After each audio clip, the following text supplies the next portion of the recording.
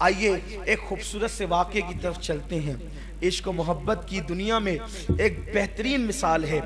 اللہ اکبر۔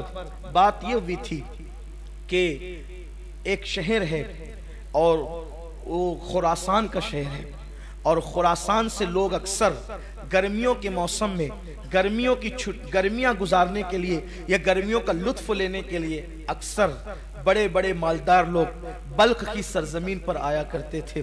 بلخ کی سرزمین نکہتوں کی سرزمین، بلخ کی سرزمین پھولوں کی سرزمین، بلخ کی سرزمین گل و لالا کی سرزمین، بلخ کی سرزمین نسترن کی سرزمین، نسرین کی سرزمین، سوسن کی سرزمین۔ اللہ اکبر۔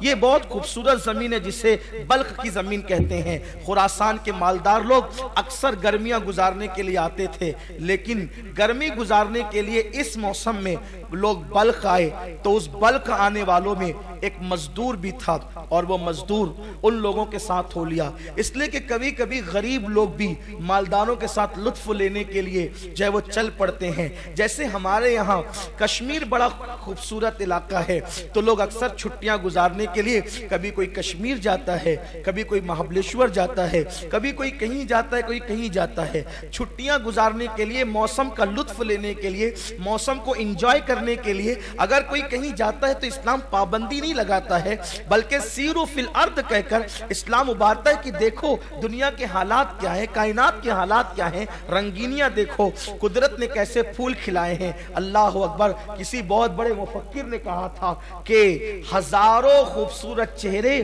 زمین میں دفن ہوتے ہیں، تب کہیں جا کر زمین سے کچھ پھول کھلتے ہیں۔ زمین سے خوبصورت پھول یوں ہی نہیں کھلتے، اس لیے کہ خوبصورتی کو دیکھ کر لوگ مسکراتے ہیں، لیکن یہ پھولوں کی خوبصورتی کیسی ہے جس کو دیکھ کے بلبل روتا ہے؟ وہ پھولوں کی خوبصورتی دیکھ کر نہیں، ہزاروں خوبصورت چہرے جو زمین میں دفن ہو گئے تھے اسی سے یہ پھول پیدا ہوئے ہیں، اس بنیاد پر یہ بلبل رو رہا ہے، نوحہ کر رہا ہے کسی خوبصورت چہرے کے حسن و جمال کے مٹی میں مل جانے پر۔ اللہ اکبر۔ تو بلخ کی سرزمین پر لوگ جیسے آج ہمارے یہاں لوگ جاتے ہیں چھٹیاں گزارنے کے لیے، گرمیاں گزارنے کے لیے، گرمیوں کا لطف لینے کے لیے ٹھنڈے علاقوں میں، نینی تال وغیرہ بھی لوگ جاتے ہیں اور بھی علاقوں میں، لیکن یاد رکھیں اس پر کوئی ممانعت نہیں ہے، وہاں جا کر کوئی پاپ نہ کرے۔ پاپ کرنے پہ ممانعت ہے، ناجائز کام کرنے پہ ممانعت ہے۔ ہوا یوں ہی کہ گرمیوں کا پورا لطف لے کر خراسان والے بلخ سے نکل گئے، لیکن ایک مزدور تھا، اس کو بلخ کی ہوا راس آ گئی اور اس نے یہ فیصلہ کر لیا اب خراسان جانے سے کیا فائدہ، میں نے تو اپنی زندگی کا بقیہ حصہ بلخ کی سرزمین پہ گزارنا ہے۔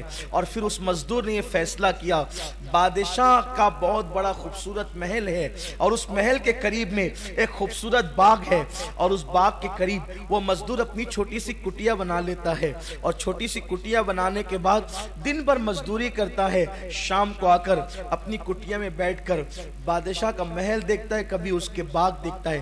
کہتے ہیں کہ قدرت کی ملانے کے انداز بھی بڑے نرالے ہوتے ہیں، قدرت کے ملانے کے انداز بھی بڑے عظیم اور نرالے ہوتے ہیں۔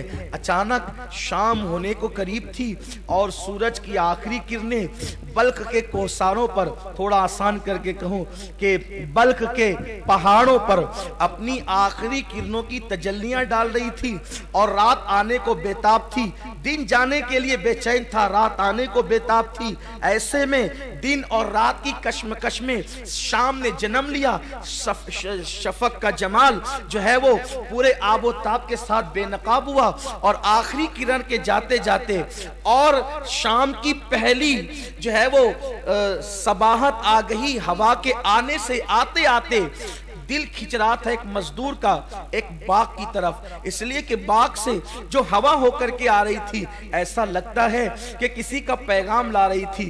دل بیٹھا جا رہا ہے اور بے چینی ہے، بے قراری ہے، اور اس طریقے سے طبیعت ہے کہ جیسے کوئی کھینچ رہا ہے۔ کہتے ہیں کہ عشق اور مشق میں اتنی کشش ہوتی ہے کہ کبھی کبھی یمن والے شام سے کھینچے چلے، کبھی کبھی یمن لوگ شام سے کھینچے چلے جاتے ہیں، اور کبھی کبھی یمن یمن والے شام کھینچ کر کے آ جاتے ہیں، اللہ اکبر. اور کبھی کبھی ایسا ہوتا ہے یمن والے مصر میں آتے ہیں، شام والے مصر میں آتے ہیں، اور ایک حسن کا بازار لگ جاتا ہے. میرے پیارے آقا صلی اللہ علیہ وسلم کے پیارے دیوانوں، ہوا یہی کہ اس مزدور کا دل کھچ رہا تھا، اس کے قدم بوجھل بوجھل اٹھے، اور اٹھنے کے بعد باغ کی طرف گئے. جب باغ کی طرف گئے تو ہوائیں مشام جہاں کو معطر کر رہی تھی. تھوڑا سا مجھے برداشت کر لے آج، اس لیے کہ آپ نے جو مجھے عنوان دیا، میں چاہتا ہوں اسی رنگ میں آپ سے گفتگو کروں تاکہ آپ بھی اس کی لذتیں اٹھا سکیں اور میں بھی کچھ اس کی لذتوں سے جو ہے اپنے آپ کو مستفیض کر سکوں. میرے پیارے آقا صلی اللہ علیہ وسلم کے پیارے دیوانوں، اہل ذوق سے گزارش ہے کہ آج اپنی سماعتوں پر اگر بار لگ رہا ہو تو ہمیں کچھ دیر کے لیے معاف کر دیں یا ہمارا شمار بچوں میں کر لیں، بڑی نوازش اور مہربانی ہوگی. میرے پیارے آقا صلی اللہ علیہ وآلہ وسلم کے دیوانوں، ویسے جانتا ہوں ہر سنی صاحب ذوق ہوتا ہے، اس لیے کہ جو صاحب ذوق نہیں ہے ہماری محفل میں اس کے لیے جگہ نہیں ہے. ہماری محفلیں تو ذوق کی بنیاد پہ سجتی ہے. وجہ یہ ہے کہ ہماری محفلوں میں جب تک حسن کا ذکر نہیں ہوتا محفلیں مکمل نہیں ہوتی. وجہ یہ ہے ہمارا نبی بھی حسن والا ہے اور ہمارا خدا بھی حسن والا ہے. ہمارا نبی بھی حسن والا ہے، ہمارا خدا بھی حسن والا ہے. اللہ جمیل یحب الجمال، یہ میرے نبی نے فرمایا ہے. اور نبی کا حسن تو اتنا ہے کہ کہنے والے کہتے ہیں حسن یوسف کو کسی نے دیکھا، حسن یوسف کو کسی نے دیکھا، حسن یوسف کو کسی نے دیکھا تو خریدنے کے لیے آ گئے، اور حسن مصطفیٰ کو دیکھا تو خود بکنے کے لیے آ گئے. حسن یوسف دیکھ کر لوگ خریدنے آتے ہیں، حسن مصطفیٰ دیکھنے بکنے آتے ہیں. آ گئے ابو بکر بکنے کے لیے، عمر بکنے کے لیے، عثمان بکنے کے لیے، علی بکنے کے لیے، سعد بکنے کے لیے، سعید بکنے کے لیے، طلحہ بکنے کے لیے، زبیر بکنے کے لیے، ابو ہریرہ بکنے کے لیے، دحیہ کلبی بکنے کے لیے، سب بکنے کے لیے آ گئے. اور جب بکے ہیں تو نبی نے اتنا انمول کر دیا ہے کہ پھر ان کو کوئی خرید نہ سکا تو قدرت کے نقیب نے کہا حبیب جسے تو خرید لے اسے کوئی نہیں خریدتا. ہاں اب اگر اسے کوئی خریدے گا تو وہ صرف خدا ہی خریدے گا اور قیمت یوں ادا کرے گا ان اللہ اشترى من المؤمنین انفسهم واموالهم بان لهم الجنہ. اسی لیے اجمل سلطان پوری مرحوم مغفور نے کتنی خوبصورت بات کہی ہے، بازار مصطفیٰ میں خریدار ہے خدا، بازار مصطفیٰ میں خریدار ہے خدا. کتنا ہنسی حجاز ہے بازار مصر سے، کتنا ہنسی مصر کے بازار میں.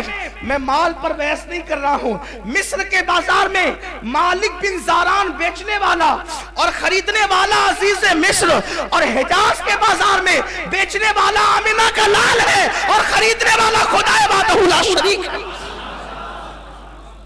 بازار مصطفیٰ میں خریدار ہے خدا. کتنا ہنسی حجاز ہے، کتنا ہنسی حجاز ہے، کتنا ہنسی حجاز ہے. بازار مصر سے تڑپا دیا کسی نے، مدینے کے ذکر سے آزاد ہو گیا ہوں دو عالم کی فکر سے. جب سے ملا ہے دامن آل رسول کا بے فکر ہو گیا ہوں شفاعت کی فکر سے، بے فکر ہو گیا ہوں شفاعت کی فکر سے.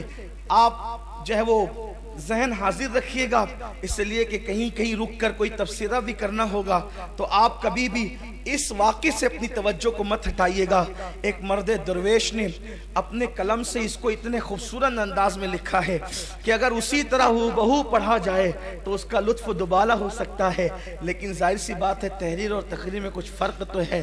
تو عرض یہ کر رہا تھا، ہوائیں آ رہی تھی اور مشام جہاں معطر ہو رہے تھے، اور پھر مزدور کے قدم کشاں کشاں باغ کی طرف بڑھ رہے تھے. مزدور نے باغ میں قدم رکھا اور جیسی قدم رکھا تو ایسا لگا کہ جیسے پھولوں میں کوئی پھول کھلا ہو، پھولوں میں کوئی پھول کھلا ہو. اور پھولوں کا حال یہ ہے کہ وہ کھلتے ہیں تو پھول لگتے ہیں، لیکن وہ پھول اس طرح کھلا تھا کہ وہاں آنکھیں نرگس کے پھولوں کی طرح تھی، وہاں بال سنبل کی طرح تھے، وہاں چال ہرن کی طرح تھی، اور لب جو ہے گل و لالا کی طرح دعوت نظارہ دے رہے تھے. اور رخسار یوں کھلے ہوئے تھے کہ کہنے والا یوں کہے کہ جیسے ابھی گلاب کی کلیوں نے پتیوں سے اپنے چہرے کو بے نقاب کیا ہے. جیسے ہی نگاہیں چار ہوئی بیچارہ غریب قسمت کا مارا، وہ تو ایسی بجلی گری دل تھام کے رہ گیا اور دل ٹوٹ کر کے دل کا آبگینہ چکنا چور ہو گیا. کوئی اتنا بھی حسین ہے، کوئی اتنا بھی خوبصورت ہے لیکن آنکھیں چار کیا ہوئی تھی قربان، اسلامی تقدس اب تک باقی تھا، نگاہیں چار ہوئی لیکن جھک گئی شرم سے، اللہ دیکھ رہا ہے، مگر بس وہ تو اپنا کام کر چکی تھی۔ ہزاروں تلواروں کے ضربوں سے کسی کو قتل کرنا اتنا آسان نہیں ہوتا جتنا نگاہ کے وار سے قتل کرنا آسان ہوتا ہے۔ تلواروں کا کٹا ہوا ایک مرتبہ آہ کرتا ہے اور ہمیشہ کے لیے ختم ہو جاتا ہے، لیکن کشتہ عشق ہر بار جیتا ہے، ہر بار مرتا ہے۔ تلواروں سے کٹنے والا کفن میں سکون کی نیند سو جاتا ہے، لیکن نگاہوں کا قتیل جو ہوتا ہے وہ ہر لمحہ جیتا ہے، ہر لمحہ مرتا ہے، ہر لمحہ آئے بھرتا ہے، نہ نیند نینا، نہ انگ چینا، نہ آپ آئے، نہ بھیجی بتیا۔ اللہ اکبر، آنکھیں چار کیا ہوئی، دل ہار بیٹھا، اور پھر دل کا آپ گینا چکنا چور ہوا، بجلی سی گری، اور گرنے کے بعد شہزادی تھی بلخ کی، اور کنیزوں کے جھرمٹ میں تھی وہ، جس کو تھوڑی دیر پہلے میں نے ابھی پھول کہا، نرگس کہا، اور اس کے بالوں کو جو ہے وہ سنبل سے تشبیہ دی، اس کے چلنے کو ہرن کہہ دیا۔ ہو سکتا ہے کسی کو مبالغہ لگے، لیکن بات یہی ہے کہ وہ شہزادی واقعی تھی بھی اتنی خوبصورت، اور حسن کی ملکہ تھی وہ۔ آج کل کسی کو حسن کی ملکہ کہنا آسان ہے، لیکن کسی کا حسن کی ملکہ بن جانا بہت مشکل ہے۔ کیا تھا بیچارہ مزدور، دل پکڑ کے رہ گیا، یوں ہی تو وہ سب کچھ کھو چکا تھا، لیکن کسی کے دیدار نے تو اس کا سب کچھ لوٹ لیا۔ وہ بوجھل قدموں سے چلا، اب نہ خود کی فکر ہے، نہ کھانے کی فکر ہے، نہ مزدوری کی فکر ہے، نہ کوئی اور فکر ہے، بس ایک ہی فکر ہے، وہ کیسا تھا، وہ کیسا تھا۔ کبھی کبھی ہوا کے جھونکے آتے تو رات کی تاریکیوں میں بیچارہ دروازہ اپنی کٹیا کا کھول دیتا، کہیں وہ تو نہیں آ گیا ہے۔ انداز ہو بہو تیری آواز پاک کا تھا، باہر نکل کے دیکھا تو جھونکا ہوا کا تھا۔ لطافت ہوا کسی کے قدموں کے جو ہے وہ اشارے کے حوالے سے بہت واضح انداز سے انسان کی رہنمائی کرتے ہوئے نظر آتے ہیں۔ ایسا ہی تھا، وہ کبھی ہواؤں سے باتیں کرتا، کبھی فضاؤں سے باتیں کرتا، حالانکہ وہ مزدور تھا، لیکن تھا اتنا خوبصورت کہ کوئی شہزادہ بھی اس کے سامنے کھڑا کر دیا جائے تو شہزادے کے حسن کو بھی اس مزدور کا حسن مات دے سکتا ہے۔ اس لیے کہ خوبصورت بچے کوئی ضروری نہیں ہے کہ بادشاہوں کے گھر میں ہی پیدا ہو، مالداروں کے گھر میں ہی خوبصورت پیدا ہو، ایسا ضروری نہیں ہوتا۔ کبھی کبھی کسی غریب کی کٹیا میں بھی اتنا خوبصورت لال پیدا ہوتا ہے کہ کسی کے تاج محل کے اندر بھی ایسا پیدا ہونا جو ہے وہ ممکن نظر نہیں آتا۔ تو اللہ کی عطا ہے، اللہ کی تقسیم ہے، اللہ جس کو جب چاہتا ہے، جو چاہتا ہے، جیسے چاہتا ہے عطا کرتا ہے، اس کو دینے کے انداز آتے ہیں۔ وہ مزدور تھا لیکن خوبصورت تھا، حسین تھا، جمیل تھا۔ اگر وہ حسن کی ملکہ تھی تو یہ بھی حسن کا تاجدار تھا۔ اگر وہاں چلنے میں ہرن کی ادائیں تھی تو یہاں بھی چلنے میں جو ہے باز کی بے باکیاں تھی۔ اگر وہاں آنکھوں میں نرگسی پن تھا تو یہاں بھی آنکھوں کے اندر مستانہ جو ہے وہ مستیاں جھلکتی تھی۔ اگر وہاں پر جو ہے اللہ اکبر رخسار گل لالا کی طرح کھلے ہوئے تھے تو یہاں بھی رخسار شفق سے کم نہیں تھے۔ حسن اللہ اکبر کم و بیش دونوں کا برابر تھا۔ فرق اتنا تھا کہ وہ محل کی رہنے والی تھی اور یہ کٹیا کا ایک مزدور تھا اور ایک اجنبی مسافر تھا اس بلخ کے شہر کے اندر۔ پھر کیا ہوا، دن گزرتے گئے، رات ہوتی گئی، نہ کھانے کی فکر نہ پینے کی فکر۔ کسی عاشق کے زار سے جا کر کے پوچھو جب واقعی عشق ہوتا ہے تو کیفیت کیا ہوتی ہے۔ کبھی ہم بھی وہ لمحے مانگتے ہیں، اللہ ہمیں وہ لمحے عطا کر کہ تو اپنے محبوب کا عشق ہمیں دے دے، کہ میرے دل کو درد الفت وہ سکون دے الہی، میری بے قراریوں کو نہ کبھی قرار آئے، جو جنا بنائے بن کو، جو چمن بنائے بن کو، جو جنا کرے چمن کو، میرے باغ میں الہی کبھی وہ بہار آئے۔ پھر کیا تھا، کچھ دن اسی طرح گزرے، دیوانگی میں، مستانگی میں، کبھی ہواؤں سے باتیں کرنا، کبھی دیواروں سے باتیں کرنا، کبھی فضاؤں سے باتیں کرنا، کبھی مسلح بچھا کر کے گڑ گڑاتے رہنا، اللہ اکبر۔ مگر کوئی ثابت نہیں کر سکتا تاریخ میں کہ اس ملاقات کے بعد پھر اس کی گلی کا کوئی چکر لگایا ہو۔ کوئی ثابت نہیں کر سکتا اس ملاقات کے بعد اس لڑکی سے کوئی رابطہ کیا ہو. یہ پاکیزگی ہے اسلام کے اندر کہ اگر نظریں چار ہو گئی، دل ہار بیٹھا، تو اب خدا سے مانگ رہا ہے، کوششیں کر رہا ہے، نکاح کے لیے پلان کر رہا ہے. یہ انداز نہیں ہے بیہودہ جو لوگ کرتے ہیں، جو لوگ جس میں ڈوبے ہوئے نفسانی. یہ نہیں ہے کتوں کی طرح نکل گئے تکنے کے لیے، بلی کی طرح نکل گئے جیسے بلی چھچڑے کو تکتی ہے نا، ایسے نکل گئے. یہ انداز نہیں ہے. یہ پن، یہ گندہ پن اور کمینہ پن اسلام میں نہیں ہے. اسلام میں ہر چیز کے آداب اور اصول ہیں. نظریں چار کیا ہوئی؟ مسلح پر آ گئے جناب، ہواؤں سے باتیں کرنے لگے، فضاؤں سے باتیں کرنے لگے. اور جب دیوانگی ایک جگہ پہ تھم گئی، ایک حوصلہ پیدا کیا عشق نے. چل یار، چل کر سیدھے بات کرتے ہیں، ڈائریکٹ بات کریں. لڑکی کو کسی پارک میں بلا کر اس کی آبرو کا منصوبہ بنانا، یہ نامردی تو ہو سکتی ہے، عشق نہیں ہو سکتا. مردانگی کیا ہے؟ جس سے نظر چار ہوئی، جس کا حسن پسند آیا، جائز طور پر اس کو اپنے نکاح میں لے لیتے، اس کو مانگ لیتے ہیں. کون؟ کٹیا میں رہنے والا مزدور جو خود بلگ کا ہے بھی نہیں، خراسان سے آیا ہے چھٹیاں گزارنے کے لیے گرمیوں کی، کسی کے ساتھ قافلہ چلا گیا، رک گیا، اور اب آنکھیں چار ہوئی ہے تو فیصلہ کرتا ہے کہ میں نے جانا ہے اور بادشاہ سے اس شہزادی کا ہاتھ مانگنا ہے جس نے میری نیندیں اڑا رکھی ہے، جس نے میری نیندوں کو برباد کر دیا، میرا چین لے لیا، میرا سب کچھ چھین لیا. پھر کیا تھا؟ رات کو تیاری کی، آخری پہر میں سسکیاں لیتے ہوئے کٹیا کے اندر سسکیاں لیتے ہوئے دعا کی، بگڑی بنانے والے میری بھی بگڑی بنا دے، قسمت سنوارنے والے تو قسمتوں کو بدل دیتا ہے، میری قسمت میں بھی جو ہے وہ اسے لکھ دے جسے میں نے دیکھا ہے. اس لیے کہ اوروں کو جو ملا ہے مقدر سے ملا ہے، مجھ کو تو مقدر بھی تیرے در سے ملا ہے. خدا کی بارگاہ سے کون سی نعمت نہیں مل سکتی؟ وہ تقدیر بنانے والا رب ہے، اس نے تقدیر لکھی ہے، اس نے تقدیر بدلنا بھی وہ جانتا ہے. ہائے ہائے، راتوں کی آخری پہر کی سسکیاں لی، صبح کا انتظار کرنے لگا، اور پھر وہ اجنبی مسافر مزدور صبح ہوتے ہوتے بادشاہ کے محل کی طرف بڑھا. جب بادشاہ کے محل کی طرف گیا تو وہاں پر دربار لگا ہوا تھا، خاص و عام کی سنوائیاں ہو رہی تھی. اس لیے کہ جب ہم بادشاہ تھے تو لوگوں سے نفرت نہیں کرتے تھے، بلکہ ہمارے یہاں دربار لگا کرتے تھے، اور ہر خاص و عام سے بادشاہ ملاقات کرتا تھا، اس کے مسائل پوچھتا تھا. اچانک کوئی سپاہی آتا ہے، آداب حضوری بجا کر کے لا کے کہتا ہے، بادشاہ سلامت، جہاں پناہ کوئی مزدور آیا ہے اور وہ آپ سے باریابی چاہتا ہے اور کہتا ہے مجھے بادشاہ سے بات کرنا ہے. بادشاہ نے کہا بھیجو، اسی لیے تو بیٹھے ہیں. آ کر کے مزدور سامنے کھڑا ہوا، بدن پر پیوندار لباس ہے، آنکھیں جو ہے بھری بھری ہے، اور جو میں نے حسن بیان کیا اب دوبارہ اس کو پھر کہوں گا تو وقت جائے گا، وقت ختم ہونے سے پہلے گفتگو مکمل کر لینی ہے. آپ کی توجہ بھی اللہ کرے سلامت رہے. پھر کیا تھا؟ اتنے بڑے نوجوان کو اور پھر خوبصورت جوان کو بادشاہ نے دیکھا، اور پھر بادشاہ نے کہا جائے کس مقصد کے تحت آپ آئے ہیں. تو اس جوان نے پوری بے باکی کے ساتھ کہا، جہاں پناہ جو فریاد میں لے کر کے آیا ہوں وہ فریاد لوگوں کے سامنے پیش کرنے کی نہیں ہے. اگر آپ میری فریاد سننا ہی چاہتے ہیں تو میں تخلیہ چاہتا ہوں، تخلیہ عطا کیا جائے، اس کے بعد گفتگو ہوگی.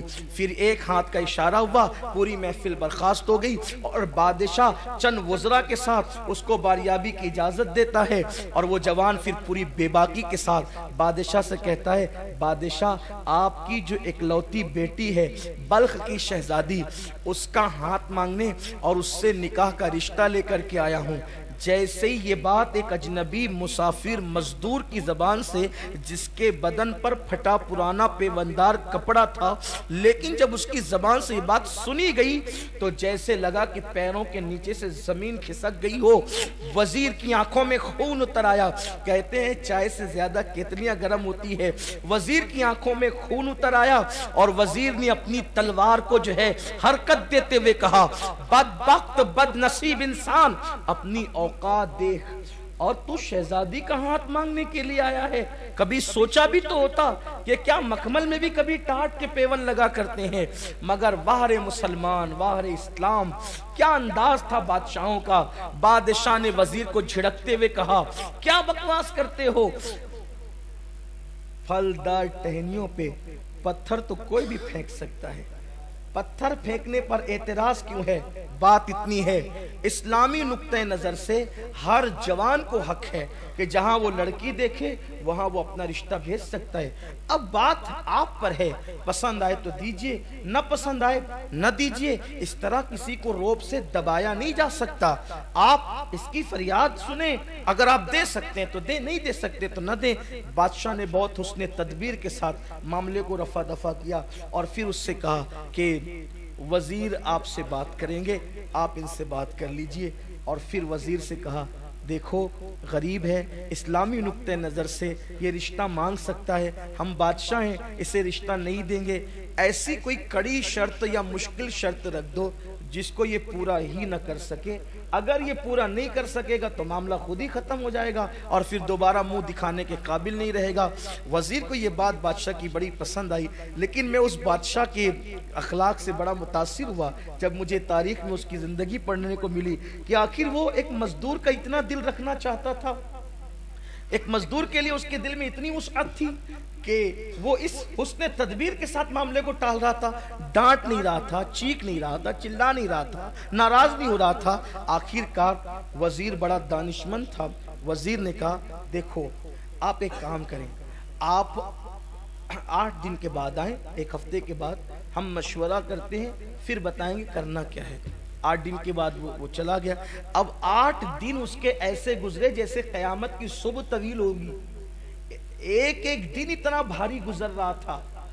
خدا خدا کر کے 8 دن گزرے اور وہ امید کے ساتھ جب واپس آیا تو وزیر نے کہا جن بادشاہ اور شہزادوں کے رشتے بلخ کی شہزادی کو آئے ہیں ان میں آپ کا نام بھی شامل کر لیا گیا ہے، آپ کو بھی اس میں شامل کر لیا گیا ہے، لیکن بادشاہ کی طرف سے شرط یہ ہے کہ بادشاہ کی ایک لوتی بیٹی کو اسی کے نکاح میں دیا جائے گا جو بادشاہ کی بیٹی کے لیے اس کے ہار کے لیے کالا ہیرا لائے گا، اپنی زبان میں بلیک ڈائمنڈ لائے گا، اسی کے ساتھ اس کا رشتہ کیا جائے گا۔ کیا آپ لا سکتے ہیں؟ بھئی سفید ڈائمنڈ لانا، سفید ہیرا لانا بھی اس مزدور کے بس کا نہیں تھا نا، اس مزدور کے بس کا نہیں تھا، لیکن وہ اگر واقعی بادشاہ ہوتا بھی، بادشاہ بھی اگر وہ ہوتا تو بلیک ڈائمنڈ اس کے بس کی بات نہیں تھی۔ یہ اور بات ہے، ہند والوں کے مقدر عروج پر ہیں۔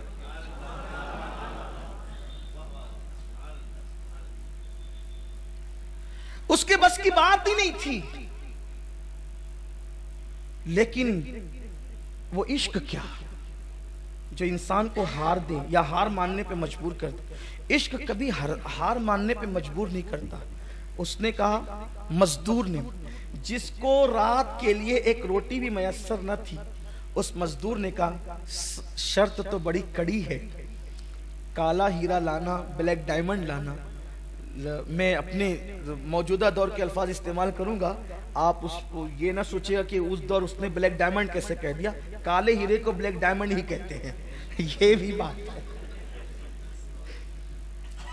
کالے ہیرے کو بلیک ڈائمنڈ ہی کہتے ہیں، لیکن تو کچھ بھئی موجودہ اصطلاحات بھی تو ہمیں استعمال کرنی ہوتی ہے آپ کے درمیان اتر کر گفتگو کرنے کے لیے۔ اس نے کہا کہ چیز تو بڑی مہنگی ہے، بادشاہ بھی اس کو نہیں لا کر دے سکتا ہے، لیکن جب محبت کی ہے نا، عشق کیا کسی سے، تو ہم لا کر دیں، کوشش کریں گے۔ اور میں سب سے نا امید ہو سکتا ہوں لیکن اپنے رب سے نا امید نہیں ہوں۔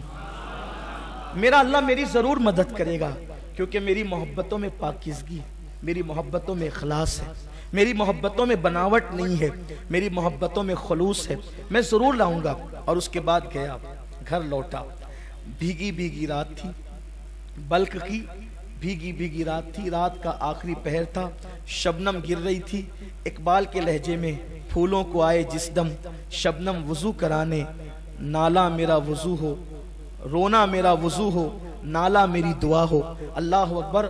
وہ گڑ گڑاتا رہا، سسکیاں لیتا رہا اور کہتا رہا مولا کبھی تو نے کسی مانگنے والے کو محروم نہیں کیا، تیرا وعدہ ہے مجھ سے مانگو میں عطا کروں گا۔ مولا شاید کسی سے سچی محبت ہو گئی ہے، اب اس کو پانے کے لیے ایک سچا راستہ میں نے کیا ہے، لیکن ظالم وقت کے لوگوں نے اتنی سخت کڑی شرط لگا دی ہے، میرے بس میں نہیں ہے، میں بے بس ہوں، لیکن تو اختیار رکھتا ہے، مولا مجھے کامیاب کر دے، اس مہم میں کامیاب کر دے۔ روتا رہا، سسکیاں بھرتا رہا، دعا کرتا رہا۔ کہتے ہیں کہ رات کے آخری پہر کی دعا کبھی رد نہیں ہوتی، باب اجابت الہی سے ٹکرائی جاتی ہے، اور پھر صبح ہوتے ہوتے آنسوؤں کا طوفان تھم گیا، اور ایک ایسی غیر محسوس طاقت نے دل میں حوصلہ پیدا کیا، اٹھ اور اپنا سفر شروع کر۔ جس عشق کی راہ کا تو مسافر بنا ہے، اس عشق کی راہ کے مسافر جا اپنے سفر کا آغاز کر۔ بس دل میں ایک عجیب سی لگن تھی، امنگ تھی، پھاوڑا اٹھایا، گردن پہ رکھا، اور نامعلوم منزل کی طرف وہ خراسان کا ایک مسافر بلخ کی سرزمین پہ روانہ ہو گیا۔ صبح سے شام تک، شام سے صبح تک، صبح سے شام تک، شام سے صبح تک، کئی شبانہ روز تک بغیر سنگ میل کے، بغیر منزل کے چلتا رہا، چلتا رہا، چلتا رہا۔ کبھی نانی دادی سے کہانی میں سنا تھا کہ برفیلے پہاڑ جو کالے ہوتے ہیں اسی کے اندر کالا ہیرا، بلیک ڈائمنڈ ہوتا ہے۔ سفر شروع رہا، چلتا رہا، چلتا رہا، کئی دن کی مسافت کے بعد ادھر بھی پہاڑ، ادھر بھی پہاڑ، ادھر بھی پہاڑ، ادھر بھی پہاڑ، پہاڑوں میں گھر گیا۔ چاروں طرف دیکھا، تھک کر بیٹھ گیا، تھک کے بیٹھا، سوچ رہا تھا میں کہاں آ گیا، میری منزل کہاں تھی، میں کہاں آ گیا۔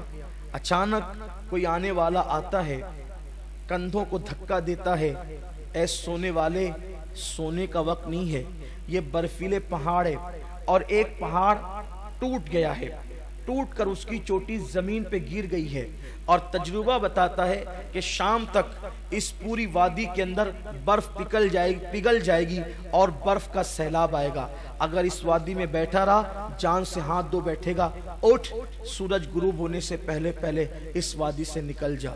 اب وہ جوان جب اپنے کندھے پر، اور پھر وہ بوڑھا غائب ہو گیا۔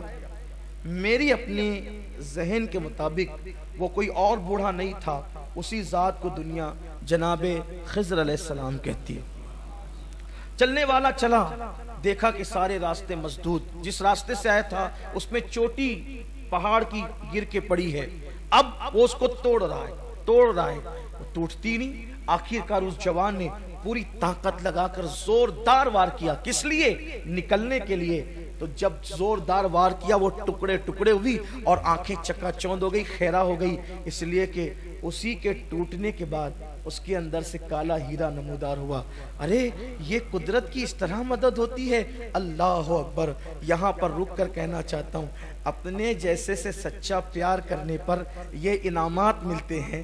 محبوب خدا سے کوئی سچا پیار کرے، انعامات کی بارش کیا ہوگی، عطاؤں کی بارش کیا ہوگی۔ اللہ اکبر۔ ہاتھ میں ہیرا لیا، کالا ہیرا، یہی کالا ہیرا ہے جو بادشاہوں کو تک میسر نہیں ہے، یہی کالا ہیرا ہے۔ اور پھر چستی کے ساتھ چھلانگ لگاتے ہوئے وہ ہرنیوں کی طرح چوکڑی بھرتے ہوئے بلخ کی طرف روانہ ہو گیا۔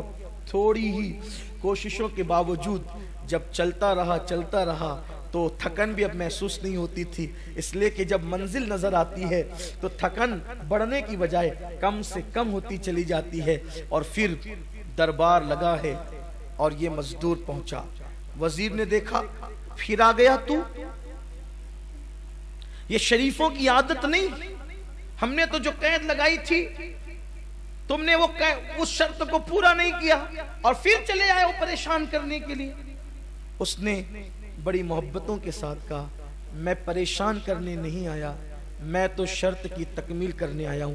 جیسے اپنی مٹھی کو کھولا، بادشاہ اور سارے وزراء کی آنکھیں چکا چوند ہو گئی۔ یہ لیجئے اپنا بلیک ڈائمنڈ اور اپنا وعدہ پورا کیجئے۔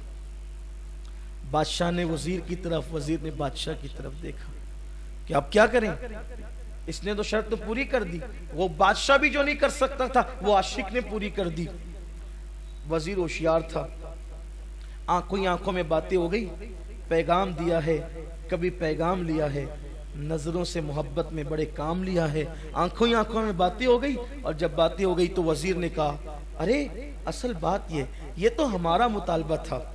شہزادی دراصل کان کی بالیوں میں سفید موتیاں پہننا بہت پسند کرتی ہے. ایک آخری شرط ہے اور قطعی ہے, اس کے بعد کوئی شرط نہیں ہوتی. آخری شرط ہے 2 موتی بالیوں کے لیے لے آؤ شہزادی کے لیے, بس رشتہ ہو جائے گا. ایک مزدور کے لیے کیا کم تھا. پھر دل پکڑ لیا, وائے رے ناکامی, ہائے رے ناکامی, اب کیا کروں. لیکن پھر عشق نے کہا ہارنا مت, ہمت مت ہارنا, اٹھ چل آگے بڑھ. جیسے کوہساروں میں پہاڑوں میں اللہ نے بلیک ڈائمنڈ تجھے دے دیا, کالا ہیرا دے دیا, موتی کا انتظام بھی قدرت کر دے گی. پھر نکلا, گھر پہنچا, دعا کی, پھر چلا. خوب لمبا سفر کیا, سمندر کے کنارے پہ پہنچا.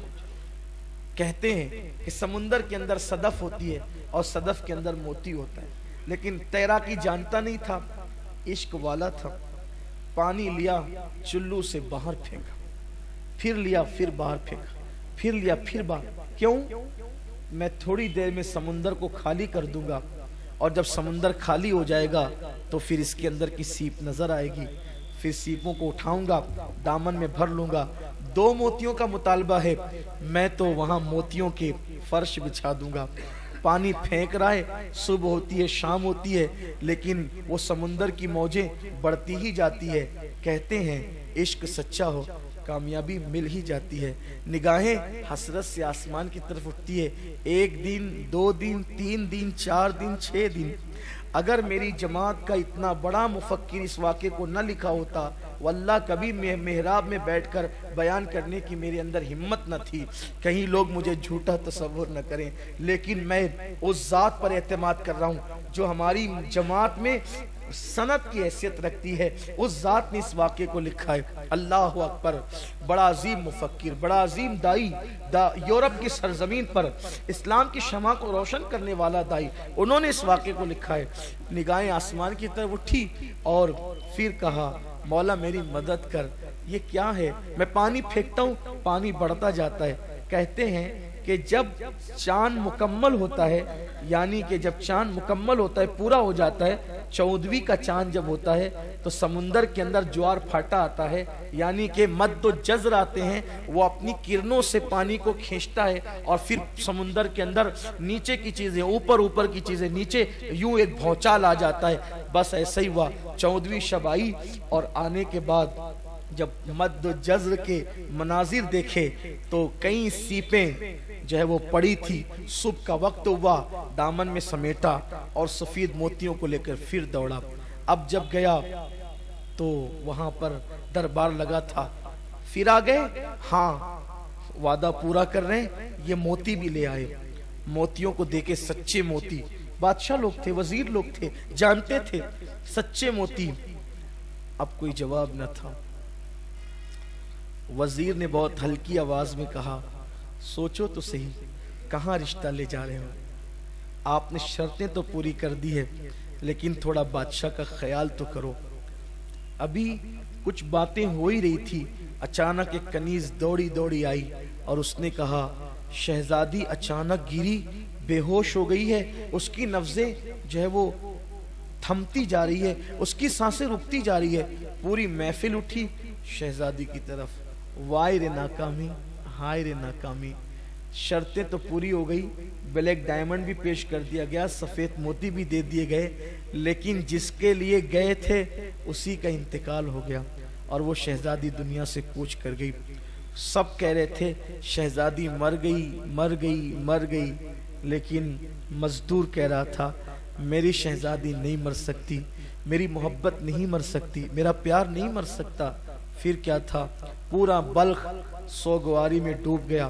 شہزادی کو غسل دیا گیا, غسل دینے کے بعد کفن پہنایا گیا, اور پھر بادشاہ کی بیٹی تھی, ہزاروں کے لاکھوں کے ہجوم میں جنازہ اٹھا, یہ بھی سر جھکائے جھکائے مزدور چل پڑا. پھر کیا تھا، نماز جنازہ ہوئی اور لاکھوں لوگوں نے ڈبڈباتی ہوئی آنکھوں سے شہزادی کو شاہی قبرستان میں دفن کر دیا۔ لوگ اپنے اپنے گھروں کو چل پڑے اور پھر رات نے اپنی سیاہ چادر بلخ کی سرزمین پہ تان دی۔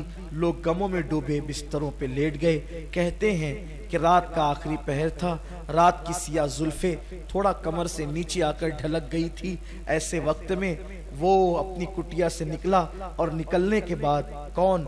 کندھے پہ کدال رکھ کر مزدور نکلا، اور نکلنے کے بعد جس نے کالا ہیرا اور سفید موتی لائے تھے، یعنی دریا اور کوہساروں کو جس نے مسخر کر دیا تھا، وہ آج اپنی موت کو گلے لگاتے ہوئے بہت بڑا خطرہ مول لے رہا تھا۔ یہ وہ پہنچا شاہی قبرستان میں، تازہ ترین قبر دیکھی، یہی شہزادی کی قبر تھی۔ پہلے گھٹنے ٹیک کر جو ہے وہ شہزادی کی قبر کی مٹی کو بوسے دیے اور اس کے بعد جلدی جلدی سے مٹی ہٹائی۔ تازہ قبر تھی، جلدی سے مٹی ہٹ گئی، تختے نظر آئے، تختے ہٹائے، جیسے کفن دکھا بے چین ہو گیا، بے قابو ہو گیا، نیچے قبر میں اترا اور شہزادی کو کندھے پہ ڈالا، مٹی برابر کی، گھر کی طرف روانہ ہو گیا۔ شہزادی کو لے جا کر کے اپنے گھر کی کٹیا میں ڈال دیا اور ڈالنے کے بعد آسمان کی طرف دیکھ کر رونے لگا گھٹنوں کو ٹیک کر۔ جب بوڑھی زلیخا جوان ہو سکتی ہے، ڈوبا ہوا سورج پلٹ آ سکتا ہے، مردہ سے زندہ، زندہ سے مردہ پیدا ہو سکتا ہے، مومن سے کافر، کافر سے مومن پیدا ہو سکتا ہے۔ اے وحدہ لا شریک، تو وہی تو ہے، تو کسی سے پیدا نہیں، تجھ سے کوئی پیدا نہیں ہوا، لم یلد ولم یولد تیری شان ہے۔ روزانہ نسیم سحر تو چلاتا ہے، روزانہ کلیوں کو کھلنے کا شعور تو دیتا ہے، روزانہ جو ہے وہ صبح کا اجالا تیرے حکم سے تڑکتا ہے، روزانہ رات کی سیاہی تیرے حکم سے آتی ہے۔ ہاں ہاں، پتیاں ہر بہاروں میں جو ہے وہ درختوں پر اگتی ہے، پتھروں کے اندر پھول پیدا ہوتے ہیں، دریاؤں کو روانی تو نے دی ہے، سمندر کو طغیانی تو نے دی ہے، ستاروں کی انجمن تو نے سجائی ہے، سریا کو تو نے سجایا ہے۔ روزانہ چاند نکلتا ہے، گھٹتا ہے، گھٹتا ہے، گھٹتا ہے، گھٹ جاتا ہے، پھر نکلتا ہے، بڑھتا ہے، بڑھتا ہے، بڑھ جاتا ہے اور بدر کامل ہو جاتا ہے۔ اے وہ جو سورج کو نکالتا ہے تو عروج پہ پہنچا کر پھر زوال پذیر کر دیتا ہے۔ تیرے آخری محبوب کا واسطہ اور تجھے تیری محبتوں کا واسطہ، ہم نے بھی کسی سے محبت کی، لاج رکھ لے، اس مردہ شہزادی کے اندر پھر سے جان پیدا کر دے، اس لیے کہ مردوں میں جان پیدا کرنا تیرا ہی کام ہے، تو ہی مردوں میں جان پیدا کرتا ہے۔ میرے اللہ، اگر آج اس شہزادی میں تو نے جان پیدا کر دی، مجھے نئی زندگی ملے گی، اسے نئی زندگی ملنے کی وجہ سے۔ کہتے ہیں لکھنے والا مفکر لکھتا ہے، اچانک دروازے پہ دستک ہوئی، دروازہ کیا کھلا، ایک نامعلوم طبیب حکیم گھر میں اپنے ملازم اور مزدور کے ساتھ داخل ہوا، سر پہ ٹوکرا تھا، اس میں دوائیاں تھی، اور پھر اس کے بعد اس نے آ کر سیدھا شہزادی کا ہاتھ پکڑا، نبض دیکھی اور کہا، اے اجنبی مزدور، وقت کو ضائع نہ کر، شہزادی مردہ نہیں ہے، یہ تو ابھی اس کی سانسیں ہلکی ہلکی چل رہی ہے، میرے پاس ایک دوا ہے، اسے جلدی سے تلوے میں مل۔ اور پھر مزدور کے ہاتھ میں، اسی مزدور کے ہاتھ میں وہ دوا دیا، مزدور نے جلدی جلدی سے تلووں پر ملا، اور مرنے کے بعد اس حکیم اور طبیب کی نگاہیں چراغ کی روشنی میں شہزادی کے چہرے پہ ٹک گئی۔ کیا دیکھا گیا، اچانک شہزادی حرکت کرنے لگی، اور اس کے بعد دوسری دوا نکال کے طبیب نے ناک میں ڈالی، شہزادی کو چھینک آئی اور شہزادی اٹھ کر بیٹھ گئی، نگاہیں آسمان کی طرف اٹھی، آنکھیں ڈبڈبا گئی۔ تیرا شکر ہے کہ تو نے مردے کے اندر میری محبتوں کی وجہ سے نئی جان پیدا کر دی ہے۔ پھر کیا تھا، قربان اسلامی محبت۔ جیسے ہی اس لڑکی نے اپنے آپ کو بیدار پایا، کفن کی آنچل سے منہ چھپایا، میں کہاں ہوں، میرے ساتھ کیا ہو رہا ہے، فوراً اس مزدور نے کہا، آپ کے ساتھ کچھ نہیں ہو رہا ہے، آپ محفوظ ہیں۔ اور پھر پوری داستان، باغ سے لے کر زندگی تک کی داستان، پوری داستان سنائی۔ ہم آپ کے لیے اتنا سب کچھ کیے، آپ انتقال کر گئی، حتیٰ کہ میری محبتوں نے تمہیں زندہ کیا ہے، بس کیا حیا کی ملکہ تھی وہ حسن کی ملکہ بھی تھی، حیا کی بھی، آج کل کی لڑکیوں کی طرح نہیں۔ اس نے تو کفن سے چہرہ چھپا لیا تھا، اور جب پوری داستان اس نے سنی کہ میں تو ایک اس مرد درویش کی محبت کی بنیاد میں نئی زندگی مجھے ملی ہے، اور میری زندگی صرف اسی کے لیے ملی ہے، میں صرف اسی کے لیے زندہ ہوئی ہوں، تو شرم کی ماری نے بس اتنا کہا، جس خواب کو شرمندہ تعبیر کرنے کے لیے قدرت کی امداد ہو، پھر وہ خواب شرمندہ تعبیر ہو ہی جانا چاہیے۔ بس اتنا کہہ سکی۔ حکیم نے کہا پھر غیر محرمی کب تک، نا محرمی کب تک، ہم دونوں گواہ ہیں، ایجاب و قبول کر لو، ایک دوسرے کے ساتھ نکاح کر لو۔ نکاح ہو گیا۔ اب اس مزدور کو نئی زندگی مل گئی۔ لوگ کہہ رہے تھے شہزادی کا انتقال ہو گیا، لیکن شہزادی نئی زندگی پا کر کٹیا میں زندگی گزار رہی تھی۔ بس فرق اتنا تھا کہ کبھی محل میں تھی اور آج کٹیا میں، لیکن اس لڑکی کو اس مزدور کے عشق کی اتنی قدر تھی کہ اس کو کٹیا اب راحت دے رہی تھی۔ اس کی وجہ یہ تھی کہ وہ محل کے اندر تھی، لیکن یہاں اسے محبت مل رہی تھی، پیار مل رہا تھا، وہ دھوکہ نہیں دے رہی تھی، اور اس نے اس راز کو سب سے چھپا کر کے رکھا تھا۔ بالآخر ایک دن وہ آیا کہ گھر کے آنگن میں ایک پھول کھلا، خوبصورت سا بیٹا پیدا ہوا، بیٹا چلنے لگا، بولنے لگا، کلمہ پڑھنے لگا، اور پھر اس شہزادی نے کہا آج کل سنا ہے کہ میرے انتقال کے بعد ابا اور امی کی طبیعت مسجد مدرسوں کی طرف زیادہ ہو گئی ہے، مدارس قائم ہو رہے ہیں، مساجد قائم ہو رہی ہیں، مکاتب قائم ہو رہے ہیں، بہت محنتیں ہو رہی ہیں دین پر، اس لیے کہ دل اچاٹ ہو گیا ان لوگوں کا دنیا سے، یہ سن رکھا ہے میں نے بھی، اور وہ لوگ دنیا سے دور ہوتے چلے گئے، دین سے قریب ہوتے چلے گئے۔ ایک کام کرتے ہیں، جو مکتب محل میں چلتا ہے اپنے بچے کو وہیں بھیجتے ہیں۔ ایک دن مکتب کی سالانہ تقریب تھی، چھوٹا مدرسہ جسے مکتب کہتے ہیں، جیسے ہمارے اپنے یہاں مالیگاؤں میں سنی دعوت اسلامی 60 مکاتب چلا رہی ہے پورے شہر میں، مکتب کی سالانہ تقریب تھی۔ سالانہ تقریب میں بادشاہ آیا، ننھے بچوں نے جھک کے بادشاہ کو سلامی دی۔ جیسے ہی بادشاہ کی نظر اس لڑکے پر پڑی، اس لڑکے پر، کس لڑکے پہ؟ مزدور کے لڑکے پہ، بادشاہ کا دل کھنچتا چلا گیا۔ یہ کوئی مانوس جانا پہچانا چہرہ لگتا ہے، یہ چہرہ جانا پہچانا ہے، یہ چہرے سے انسیت ہے، یہ چہرے میں اپنائیت ہے، یہ چہرے سے خون جوش کھاتا ہے۔ کون ہے یہ؟ معلم سے پوچھا کون ہے یہ؟ معلم نے کہا وہ سامنے کٹیا ہے نا مزدور کی، اسی کا بچہ ہے، غریب آدمی ہے، روزانہ لا کے پہنچاتا ہے، شام کو لے جاتا ہے، یہ بچہ اپنا سا لگتا ہے۔ ایک کام کریں، اس کے ابا سے کہنا کہ یہ اس بچے کو محل میں لے کر کے۔ شام کو ابا آئے تو کہا کہ بادشاہ کا حکم ہے، حکم حاکم ہے کہ تم اپنا بچہ محل میں لے کر جاؤ۔ انہوں نے کہا بہت اچھا، گھر لایا، بیوی سے مشورہ کیا، کیا ہوگا، کیسے ہوگا؟ ایسا لگتا ہے اب پوشیدہ راز سب اوپن ہو جائیں گے، کیسے ہو سکتا ہے، کیا ہوگا؟ بہرحال شہزادی نے کہا کوئی فکر نہ کریں، ٹھیک ہے۔ اور وہ بچہ یوں ہی کوئی پہلے کم خوبصورت نہیں تھا، محل میں بھیجنے کے لیے شہزادی تھی، اس بچے کو شہزادوں کی طرح سجایا، باپ کے ساتھ انگلی پکڑائی، روانہ کیا۔ جیسے ہی محل میں پہنچا یہ بچہ، خوبصورت سے بچے کو بادشاہ نے اپنی گود میں اٹھایا۔ مزدور بھی بھیس بدل چکا تھا، مجھے پہچانا نہ جا سکے کہ چند سالوں پہلے رشتہ مانگنے آیا تھا اور شہزادی انتقال کر گئی تھی، پتہ نہیں کیا ہوگا، بھیس بدل لیا۔ جیسے ہی بادشاہ نے دیکھا اس بچے کو قابو نہ پا سکا، اٹھایا گود میں اور سیدھا زنانہ خانے میں بادشاہ گھس گیا۔ بادشاہ اس طرح نہیں جایا کرتے تھے زنانہ خانے میں، لیکن جیسی ملکہ کی نظر بادشاہ کے گود کے بچے پڑی، یہ مانوس جانا پہچانا چہرہ، غور کیا، کہا بادشاہ جانتے ہیں مرحوم شہزادی کا بچپن ایسا ہی تھا نا، اس کی ناک دیکھو یہ مرحوم شہزادی کی طرح ہے، اس کے ہونٹ دیکھو مرحوم شہزادی، اس کی آنکھیں مرحوم شہزادی کی، ارے یہ تو مرحوم شہزادی کے ہو بہو دکھتا ہے۔ کس کا بچہ ہے؟ ارے وہ سامنے جو کٹیا میں مزدور رہتا ہے اسی کا بچہ ہے، یہ بچہ میری مرحوم شہزادی کی یاد دلاتا ہے، یہ میرے یہاں رہے گا، اب ہم اسے جانے نہیں دیں گے۔ بادشاہ نے کہا کہ بچے خریدے اور بیچے نہیں جاتے نا، تو پہلے اس کے ماں باپ سے پوچھنا پڑے گا کوئی بات نہیں، غریب لوگ ہیں، ہم اپنے محل میں ان کو جگہ دے دیں گے، وہ ہمارے محل میں رہیں گے، ہم بچہ دیکھتے رہیں گے، تسلی ہوتی رہے گی، کسی کی گود خالی کرنا ہمارا مقصد نہیں، ان سے بات کرو۔ بادشاہ باہر آیا، کہا کہ ملکہ کی خواہش ہے کہ یہ بچہ محل میں رہے۔ مزدور نے جواب دیا، بچے بیچنے کے لیے نہیں ہوتے۔ دیکھا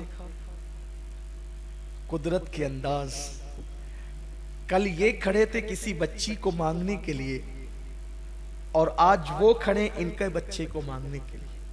اسی کو دنیا کہتے ہیں، کما تدین تدان، اسی کو دنیا کہتے ہیں۔ بچے بیچنے کے لیے نہیں ہوتے۔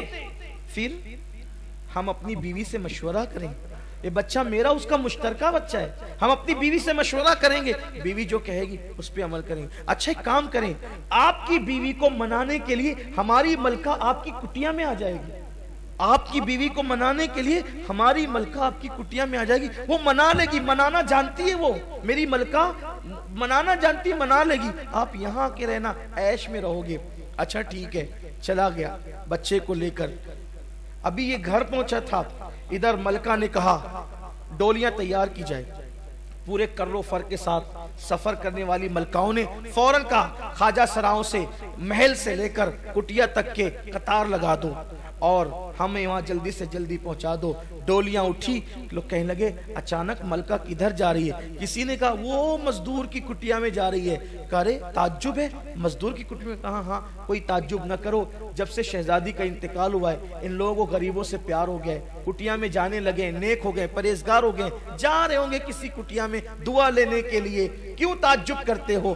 بہرحال خواجہ سرا آگے بڑھتا ہے اور اس کے بعد مزدور کے گھر پہ دستک دیتا ہے، دروازہ کھولو، ملکہ تشریف لا رہی ہیں، آپ کی بیوی سے ملنے کے لیے تخلیے کا موقع دو۔ جیسے ہی دروازہ کھولا گیا، سنا گیا، دوڑتے ہوئے مزدور نے کہا ملکہ آ رہی ہے، اب تو سارے راز کھل جائیں گے، اب تو شاید قدرت کو یہی منظور ہے۔ اور پھر ملکہ آ گئی، جیسے ہی نظر پڑی پلک جھپک گئی، میں کوئی خواب تو نہیں دیکھ رہی ہوں؟ غور سے آنکھیں پھاڑ پھاڑ کے، شہزادی شہزادی شہزادی شہزادی ہو تم تو مر چکی تھی۔ لیکن دوسری طرف بھی جذبات کا تلاطم تھا، قابو نہ پا سکی۔ 4 سے 5 سال کے بعد جس بیٹی کو 5 سال پہلے مردہ سمجھ کے دفن کر دیا تھا، وہ زندہ کسی کٹیا میں زندگی گزار رہی تھی، کسی کو پتہ ہی نہیں تھا۔ ماں بیٹی لپٹ لپٹ کر خوب روئے، اور جب رو چکے، جب جذبات کا تلاطم تھما، بیٹی تم یہاں، شہزادی نے پوری داستان سنائی کہ یہاں آنے کا انداز کیا تھا، کیوں آئے تھے، کیسے آئے تھے، کسی کی محبت اور عشق نے نئی زندگی دی اور یہاں آئے اور اب زندگی گزار رہے ہیں۔ یہ بات جنگل کی آگ کی طرح پورے بلخ میں پھیل گئی، جسے دفن کر دیا تھا اسے کسی کی پاکیزہ محبت نے نئی زندگی دے دی، اور پھر اس کے بعد فیصلہ ہوا کہ اب جسے مزدور کہہ رہے تھے وہ مزدور نہیں ہے، بلکہ وہ تو بادشاہ کا داماد ہے، اور وہ کٹیا میں رہنے والی لڑکی وہ کوئی غریب کی بیوی نہیں ہے، وہ شہزادی ہے بلخ کی۔ اس کے بعد اعلان ہو گیا اب کٹیا میں نہیں رہ سکیں گے، محل میں چلو، اور اس کے بعد کٹیا سے لے کر محل تک سپاہ کی قطار تھی۔ جو وزیر کل تک ڈانٹتے تھے وہ وزیر آج ہاتھ باندھ کر کے کھڑے تھے۔ محبتوں کو سلام ہے، پاکیزہ محبتوں کو، ان زانیوں کی نہیں، شرابیوں کی نہیں، آبرو لوٹنے والوں کی نہیں۔ اللہ اکبر، ہاتھ بن گئے لوگوں کے ہاتھ، جذبات کا تلاطم تھا۔ وقت کا بادشاہ، بلخ کا بادشاہ دروازے پہ کھڑا تھا استقبال کے لیے، کس کے؟ اس مزدور کے جو چند سال پہلے مزدور کہہ کے پکارا جا رہا تھا، اور اس کے بعد ایک گوگا تھا، شور تھا، دل رکھنے کو جگہ نہیں تھی، پورے بلخ کے اندر ایک شور تھا، ہنگامہ تھا۔ کیا ہوا کیا ہوا کیا ہوا؟ آخرکار پورے کر و فر کے ساتھ جب وہ مزدور اپنے بچے اور بیوی کے ساتھ محل میں داخل ہوتا ہے تو داخل ہونے کے بعد لوگ کہتے ہیں تم نے محبت کا حق ادا کیا، لیکن اس کی نگاہیں جھکتی ہے، اور اس کے بعد لوگ کہتے ہیں تم اب مزدور نہیں ہو، تم ولی عہد ہو، بلخ کے بادشاہ تم ہی ہو۔ بلک کے بادشاہ تمہیں ہو، تخت تو تمہارے لیے، تاج تمہارے لیے۔ یہی احساس اس جوان کو ساری زندگی ستاتا رہا۔ ایک لڑکی سے خلوص دل کے ساتھ پاکیزہ محبت کی، مزدور سے بادشاہ بن گیا۔ اگر یہ محبت میں نے مدینے کے تاجدار کے ساتھ کی ہوتی تو مجھے کیا مقام نصیب ہو جاتے۔ پھر اس نے مدینے کے تاجدار سے محبت کی، لڑکی سے محبت کر کے، پاکیزہ محبت کر کے، پاپ والی نہیں، پاکیزہ محبت کر کے بلک کا بادشاہ بنا مزدور۔ اور جب پھر اسی محبت نے آگے بڑھایا تو پھر مدینے والے سے محبت ہوئی، اور محبت ایسی ہوئی پھر وہی بلک کا بادشاہ حضرت ابراہیم ابن ادہم کے نام سے جانے اور پہچانے، حضرت ابراہیم ابن ادہم کے نام سے جانے اور پہچانے گئے۔ پھر دنیا نے دیکھا ابراہیم ابن ادہم غریب نواز کے بھی پیروں کے پیر بنے، غوث پاک کے پیروں کے پیر بنے۔ اس واقعے کو علامہ ارشد القادری علیہ رحمہ نے اپنی شورِ آفاق کتاب زلف و زنجیر کے اندر تحریر فرمایا ہے، جس کا نیا نام لالہ زار ہے۔ میں نے اپنے الفاظ کے جامع میں اس کو بیان کیا ہے آج کے اس موقع پر، بس اس لیے اللہ میری قوم کو نفسانیت سے بچائے، خواہشات سے بچائے، اور اللہ ہمیں سچی محبتوں کی طرف بڑھنے کی توفیق عطا فرمائے۔ آؤ عہد کریں، اس سے پیار کریں جس سے محبت کرنے والا ابراہیم ابن ادہم بن گیا۔ ہم بھی اسی آقا سے محبت کریں، اللہ ان کا عشق ہمیں عطا فرمائے، اور یوں دعا کرے ایسا گما دے ان کی ولا میں خدا ہمیں، ڈھونڈا کریں پر اپنی خبر کو خبر نہ ہو۔